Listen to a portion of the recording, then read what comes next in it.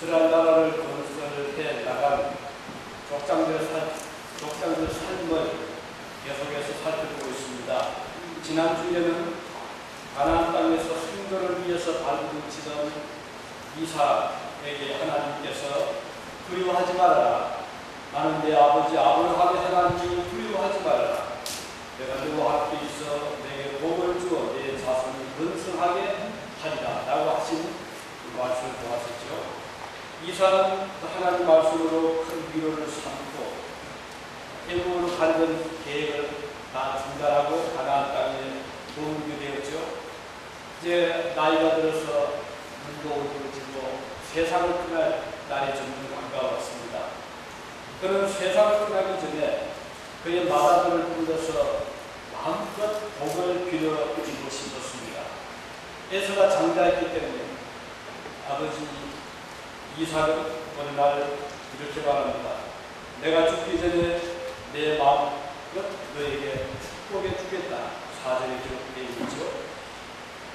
그러나 이제 마음껏 복을 빌어주기 위해서 우선 자기 마음이 즐거워야 되고 또 기뻐야 되잖아요. 그래서 아버지는 의도적으로 아들을 보고 내가 좋아하는 돌 짐승을 잡아와서 요리를 맛있게 해다오. 내가 참 먹고 너에게 기도해 주겠다. 이렇게 요청을 합니다.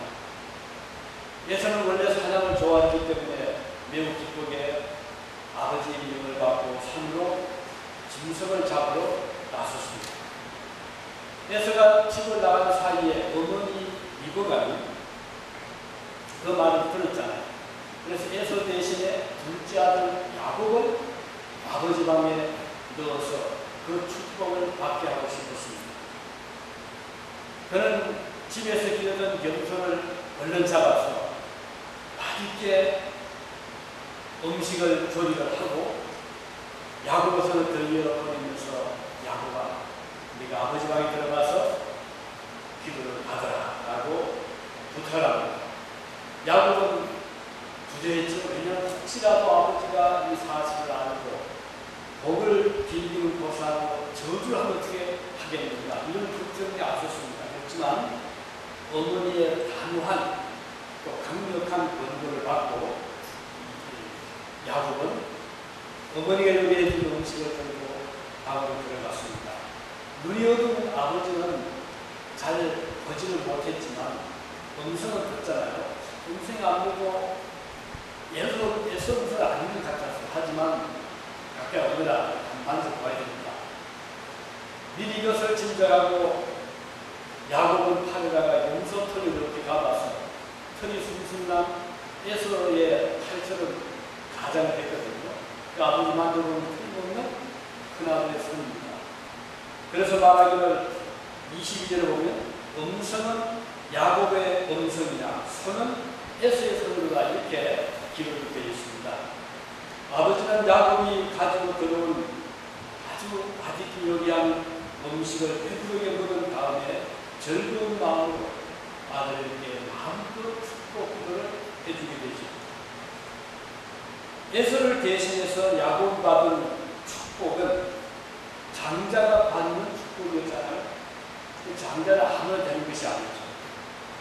태어나는 순서는 하나님께 달려있는 것입니다. 야곱이 제일 부러워했던 것이 바로 둘째 아들로 태어난 것이었습니다. 그렇지만 그것만은 자기 노력으로 되는 것이 아니기 때문에 그는 태어날 때부터 형의 발꿈치를 잡았다고 기록되어 있죠. 그 후에 형 에서가 배고파 배고프면서 산에서 돌아왔을 때 기회를 엿보고 있던 야곱은 맛있는 붉은 죽을 만들어서 에서에게 자랑을 하고 있었죠. 에서가 야곱에게 간청합니다. 내가 좀 배고파 죽을 지니 나에게 죽을 달라. 그때 이 기회를 놓치지 않은 야곱은 내가 죽을 다 줄 테니 장자를 나에게 넘겨주시오. 이렇게 요청을 하게 됩니다. 에서는 매우 겸손한 생각으로 그럼 장자분이 무슨 이렇게 내가 배고파 죽을 지니 무슨 소리 있겠느냐. 이거 다 가져가 하고 장자가 쉽게 넘겨주고 그리고 두 번 얻어먹게 됩니다. 야곱은 다시 한번 확인하죠. 그러면 형님 인선해 주시오. 소원을 해 주시오. 이제부터는 장자권은 나에게 있는 겁니다. 그럼 내가 소원하고 말합니다. 그래서 쉽게 장자권 축복권이 동생 넘어간 일이 있었습니다.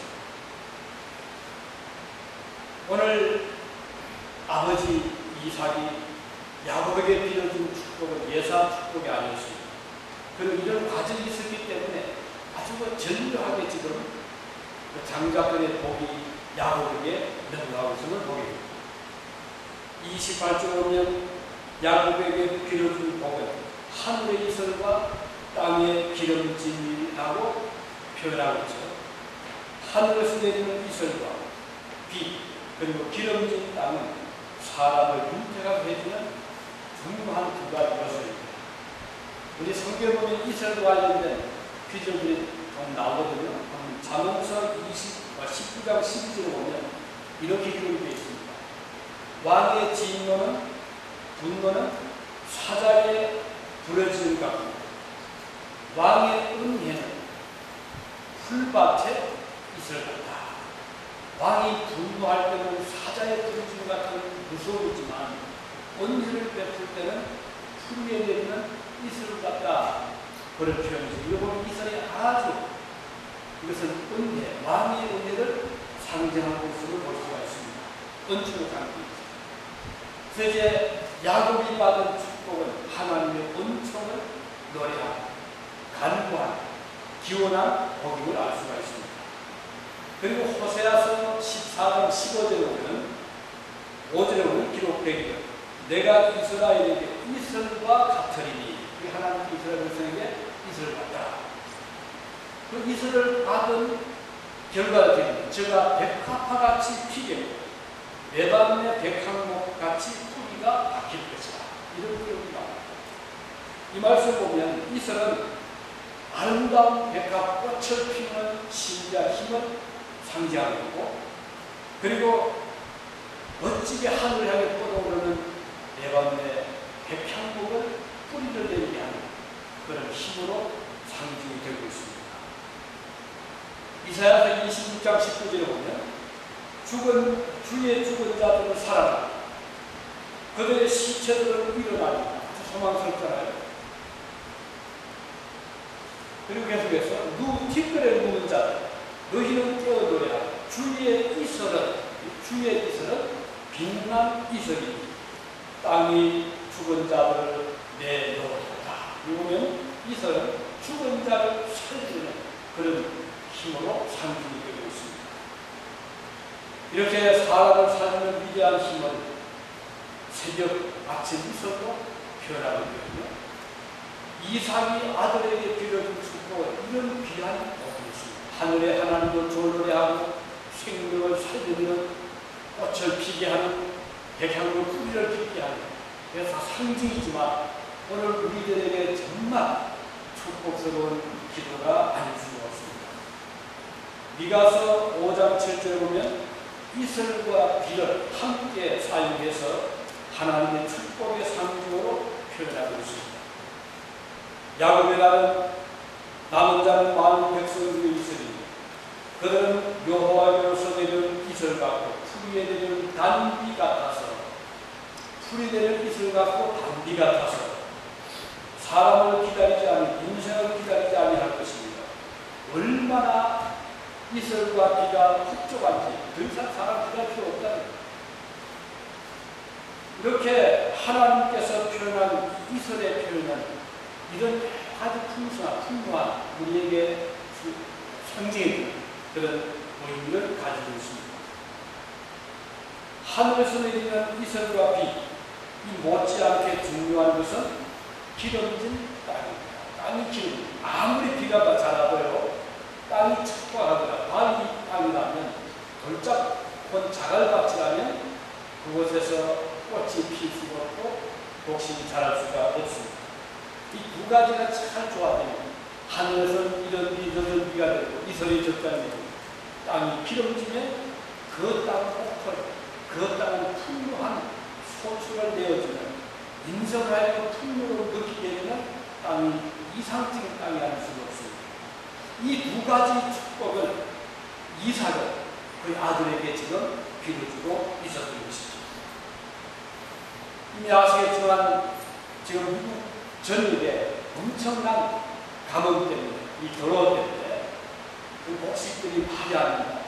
그래서 옥수수가 마르고 콩이 열매를 맺지 못하고 그래서 앞으로 향후 2, 3년 많은 곡식에 엄청난 가격이 올라가지 않겠는가.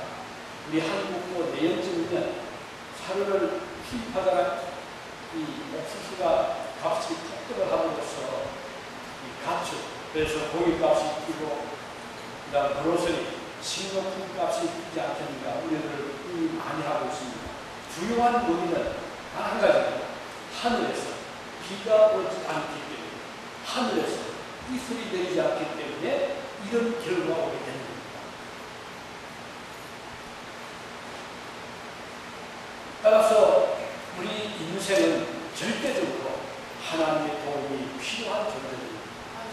이 이삭은 이것을 알고 있어요. 자기 일생을 살면서 겪고 있었어요. 그래서 아들을 앉혀놓고 이런 복을 기도하고 있었죠. 29절에 보면 또 다른 요 하늘의 비와 땅의 기름짐과 함께 또 기도했던 기도가 나오는데 기록하기를 만민이 all nations 열방이 너를 섬기고 열국이 내게 굴복하리니 내가 형제들의 주가 되고 내 어머니 아버지들이 내게 굴복하니 너를 저주하는 자는 저주를 받고 너를 축복하는 자는 복을 받기를 원하노라. 이게 두 번째 이삭의 기도였습니다. 이 기절 한 소절 한 소절이 우리 마음 와닿잖아요. 특히 약소 민족이 있습니다. 겪는 아픔이 크고 힘없는 백성일수록 그 소름이 큽니다. 야곱이 받은 축복은 비록 야곱과 그 후손이 소수민족이었지만 열국이 감히 넘보지 못하고 해치지 못하며 오히려 열국이 굴복하고 형제들의 주가 된다는 축복은 야곱의 마음을 얼마나 뜨겁게 했겠어요. 우리는 지금 런던 올림픽 소식을 매일 지금 뉴스를 듣고 있잖아요. 우리보다 훨씬 더 강한 나라들 선수들이 많이 나왔잖아요. 근데 어제까지 우리가 대한민국은 이 순서를 우리가 4위쯤 되더라고요. 미국이 1위, 다음 중국, 다음 영국, 그리고는 한국이 뒤따르고 있더라고요. 물론 바로 프랑스가 따르고 있고, 독일이 따르고 있고, 북한이 따르고 있지만, 어쨌든 지금까지 순서를 보면 우리 마음이 뛸 정도로 어떻게 이렇게 잘할 수 있을까 할 정도로 우리 대한의 그날이 열심히 지금 운동하는데 참 마음이 흐뭇하다, 기쁘잖아요. 비록 우리가 외국에 살고 있지만 약소 민족의 하나이긴 하지만 이렇게 우리가 선전하는 걸 보면 참 마음이 기쁘고 흐뭇합니다. 더구나 국민 사회에서 우리는 소수민족의 겪는 어려움을 날마다 피부로 느끼며 살아가고 있습니다. 하나님의 특별하신 도움을 절실히 느끼며 살아가고 있는 우리에게 이 말씀은 무한한 위로가 아닐 수가 없습니다. 이삭이 야곱에게 한 이 축복의 기도가 저와 여러분에게 임한 기도가 되기를 진심으로 우리는 바랍니다. 에서는 왜 이 축복을 빼앗겼습니까? 에서 사실 맏아들이었잖아요.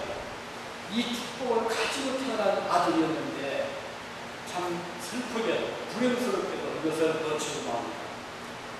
그가 늦은 오후쯤 산에서 짐승을 잡아 집에 돌아왔을 때 아버지 이삭이 깜짝 놀랐습니다.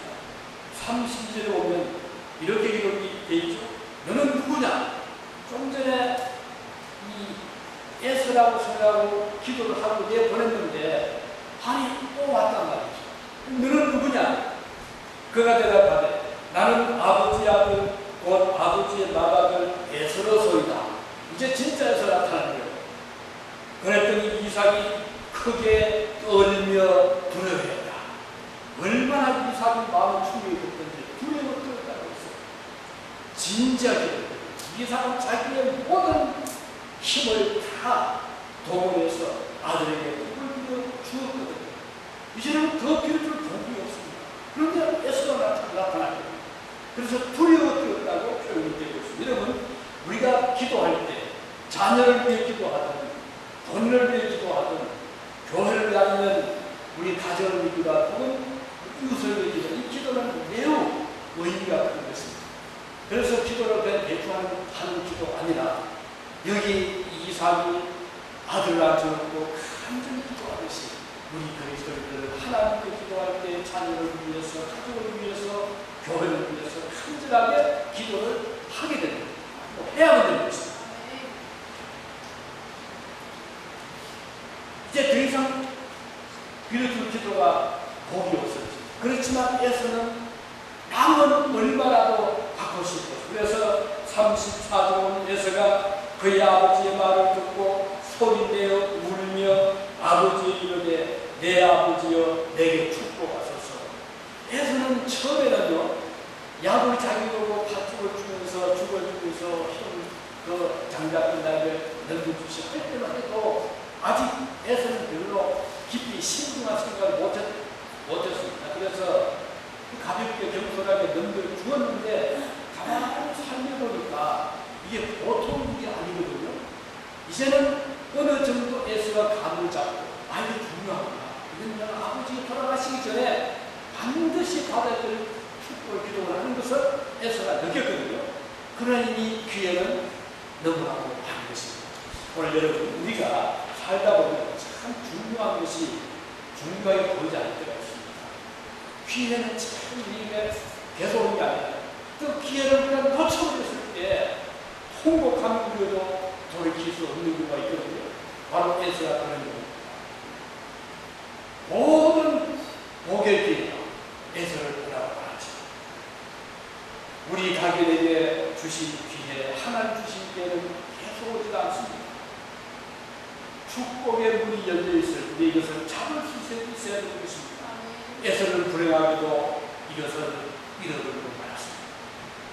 그리고 이번에 우리 곧 8월 21일부터 우리 자녀를 다시 수양을 보냅니다. 근데 이제 우리가 그 자녀를 보내면서 우리는 기도를 많이 하잖아요.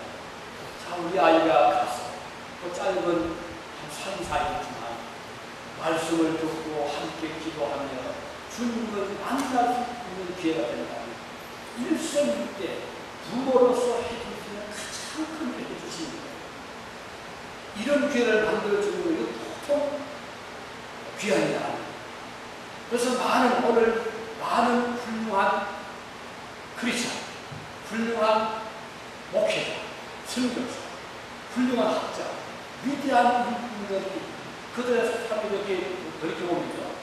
어린 시대 부모로부터 믿음을 이어받은 자는 수없이 많습니다. 그들이 어릴 때 어머니의 믿음의 한마디 말씀, 아버지의 한마디 신앙적인 기도가 그 생을 바꾸는 게 너무 많거든요. 아시죠? 그 어린 시대 어머니가 몇 푼 안 되는 돈을 주면서 너 꼭 교회 가서 12절 드리라 또 한마디 여천이 일생을 그의 삶을 바꾸고 왔거든요. 그래서 이번에 우리는 기도를 많이 합니다. 또 이번 기회가 아니더라도 우리의 삶의 발자국 내어줄 때마다 기회를 우리에서 지켜야 되는 이것을 놓치지 마시기 바랍니다. 에서처럼 뒤에 통곡하며 후회하는 것들 그 기회를 잡고 축복의 한 기회가 났을 때 그것을 굳게 잡으시기를 바라겠습니다.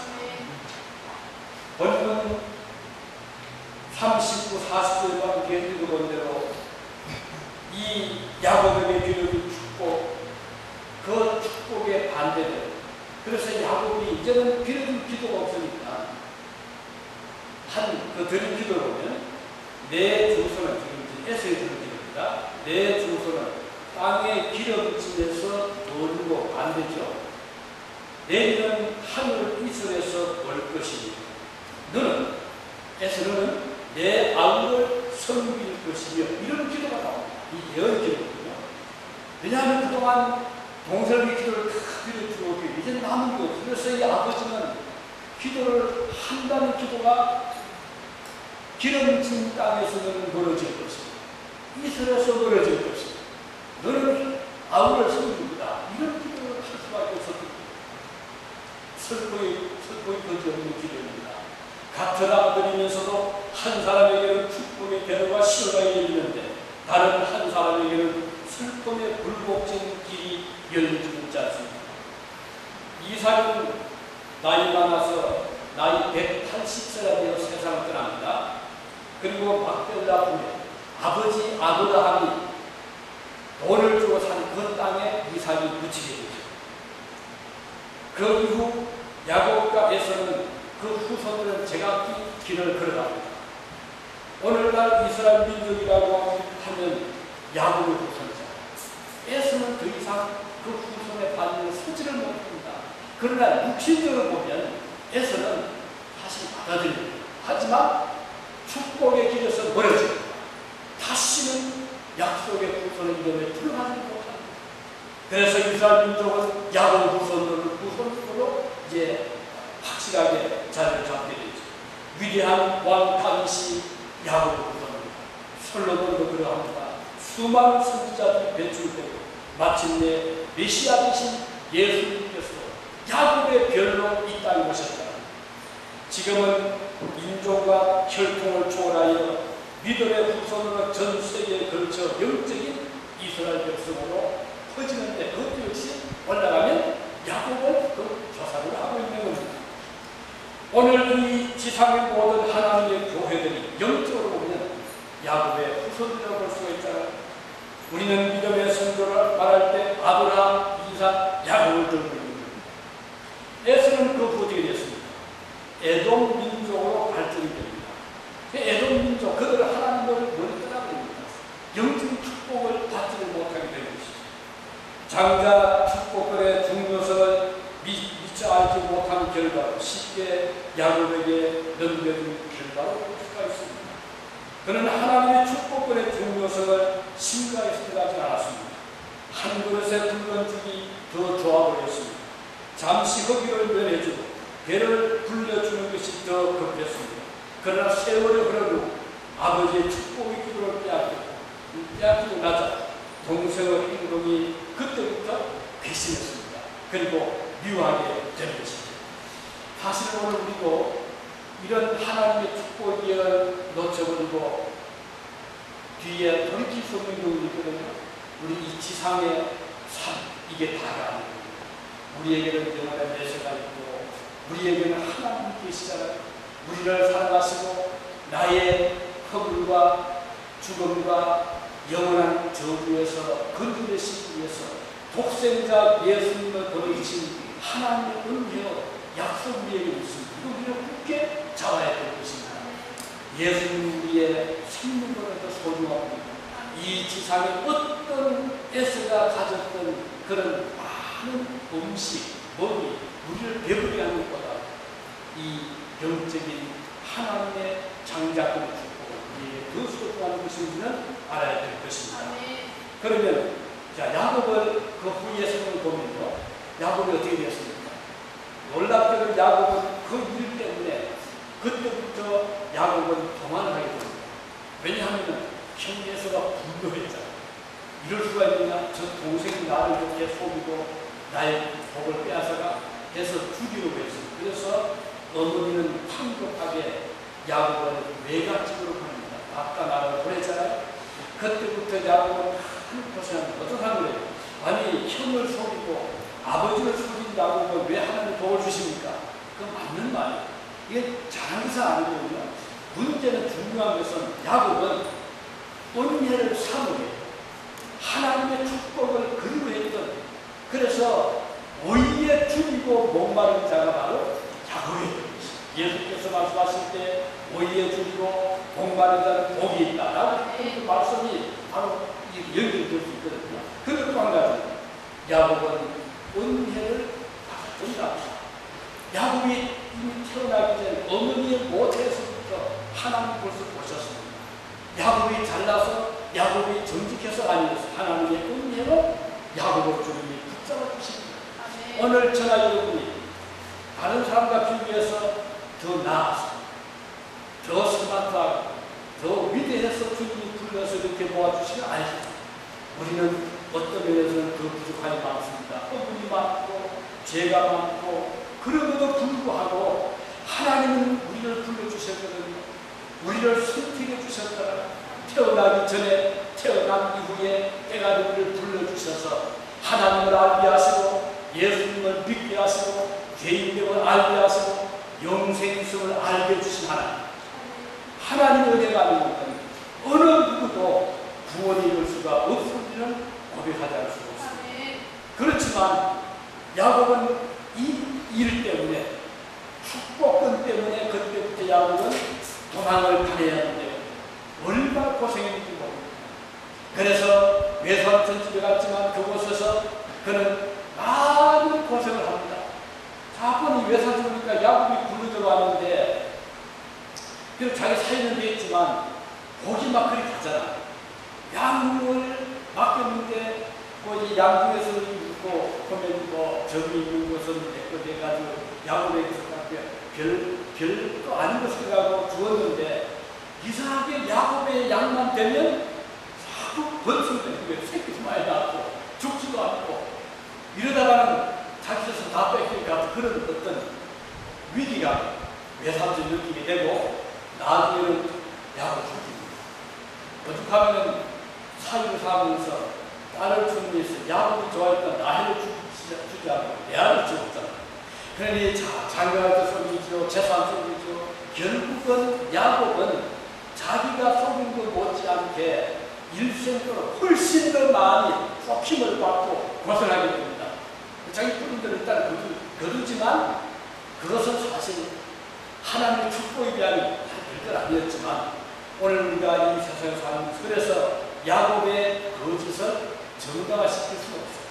야곱이 속인 거 이게 잘한 게 아닙니다. 하나님이 이걸 다 갚아주는 거거든요.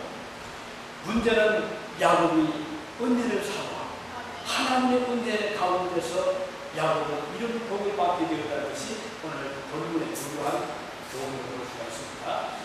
어쨌든 이렇게 해서 이제 야곱은 도망자가 되었고 그리고 많은 고생을 하면서 일생을 어떻게 보면 야곱이 참 불행한 사람을 살았거든요. 이 야곱의 일생을 보면서 오늘 이 지상에 사는 약속의 백성이라 하더라도 오늘 그리스도인들이 받을 고난을 우리가 생각하게 되죠. 저는 지난 목회의 경험을 오랫동안 보면서 신실한 믿음의 사람들이 많은 고생하는 것을 보며 지켜왔습니다. 법이 없어도 살아갈 법한 선한 성도들도 시련과 연단을 받으면서 한평생을 살아가는 것도 보아 가난을 벗어나며 살아야 하는 성도들이 참 많았음을 저는 보아왔습니다.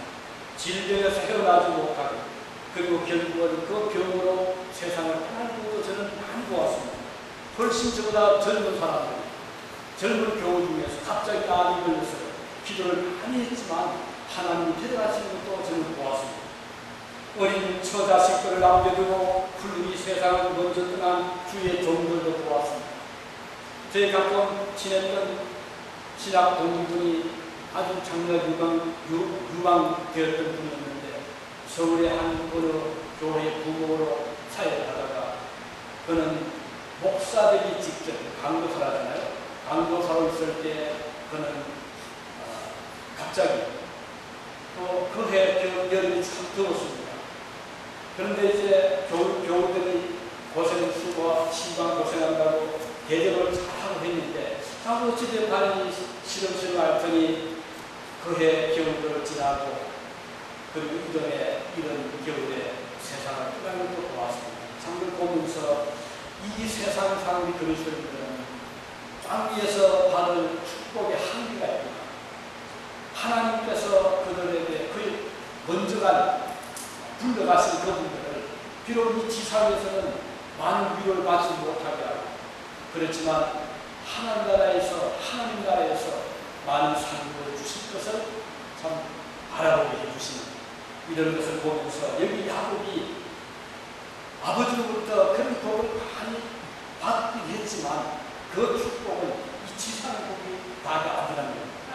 오히려 하늘나라 천국에서 장차 들어갈 그 나라에서 우리가 받게 되는 축복인 것을 생각하게 한 것입니다. 우리는 존경하는 위대한 종교개혁자 요한 칼빈 그는 불후의 그런 신학적인 명절을 남기고 또 우리의 신앙을 잘 정비해서 아주 성경적인 당시의 미신적인 또는 비성경적인 이런 것들을 다 제하고 올바른 신앙을 뿌리내리기 위해서 그 제재반을 계획하고 그렇게 살아갔던 분인데 개인적으로는 참 불행했던 사는 사람이거든요. 54세 젊은 나이로 그는 세상을 떠났습니다. 그가 제네라시에 나타나면 사람들이 그를 뭐 저기 해보려 온다 이렇게 손가락질 할 정도로는 피골이 성적했던 사람이었습니다. 그의 몸엔 수십 가지 병이 끊어져 갔습니다. 하지만 그는 한 번도 하나님께 그 병 때문에 원망을 한 적이 없었어요. 늘 감사하고 기도하고 하나님께 맡기고 그리고 마지막 세상을 떠날 때 많은 사람들이 그를 둘러서서 위대한 신학자의 죽음을 슬퍼할 때 그는 오히려 둘러서는 자들을 위로하면서 나에게 나를 걱정하지 마십시오. 나는 주님 나라에서 편하실 것입니다. 그런 아름다운 유언을 남기고 그리고 나를 위해서는 비석을 세우지 마십시오. 그래서 이 칼빈의 무덤에는 비석이 없었어요. 아마 무슨 뜻인지 혹시 이해를 못할 수 있지만 유럽에 가보시면 특히 묘지에 가보시면 비석들이 얼마나 크고 화려한 걸 보실 것입니다. 보통 웬만하면 하나의 그 오두막 집처럼 그렇게 내일속으로 그의 공적을 쭉 기록하고 그의 자손을 기록하고 그의 받은 훈장들 자기를 기록하고 엄청나게 작품 이게 절대한 그 귀족 또는 뭐 왕족들 그 부족들도 궁정같이 해놨거든요.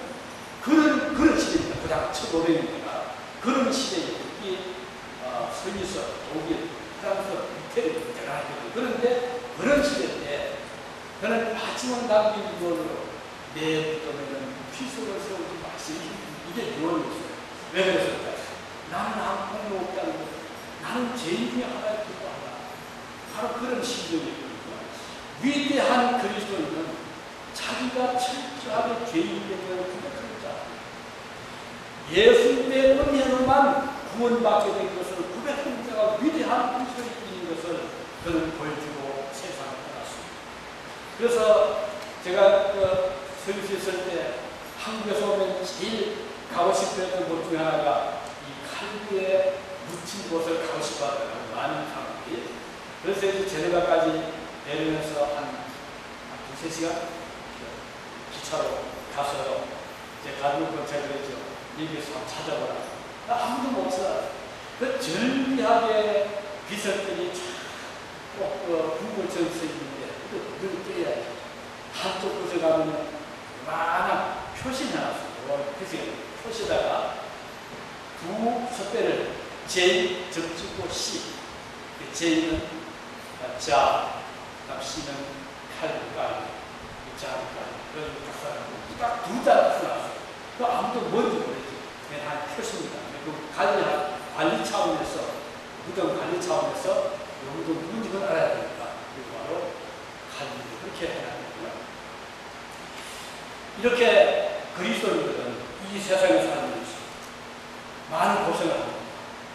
가난도 하고 또 병도 걸리기도 하고 실패도 하고 또 지기도 하고 약기도 하고 그렇지만 그것 자체를 저주로 봐서 하나님께서 오히려 우리의 육신은 때로는 망하게 하기도 하고 고생하기도 하지만 그렇게 하면 우리로 하여금 나를 의지하지 말고 내 건강을 의지하지 말고 오히려 주님을 의지하고 하늘나라 바라보고 겸손하게 바라보고 더 기도하게 하고 그러면 영혼은 더 강해지잖아요. 천국에 들어갈 때 얼마나 주님 앞에 그때 환한 구속을 두고 가지 않겠어요. 하나님께서 이것을 위해서 오늘 많은 성도들에게 때로는 아픔을 겪기도 하고 가정적으로 슬프기도 하게 하는 것입니다. 우리가 받은 축복은 이 지상에 없어지는 그런 복이 아니기 때문에 잠시 누리다가 사라지는 그런 축복이 아니기 때문에 세상에 많은 사람들은 에서의 뜻이 장자의 축복의 소중함을 모르고 살고 이 땅 위에 얼마 되지 않는 제한된 것을 큰 복을 알고 있지만 하나님의 백성들은 그렇지 않은 걸 알고 있습니다.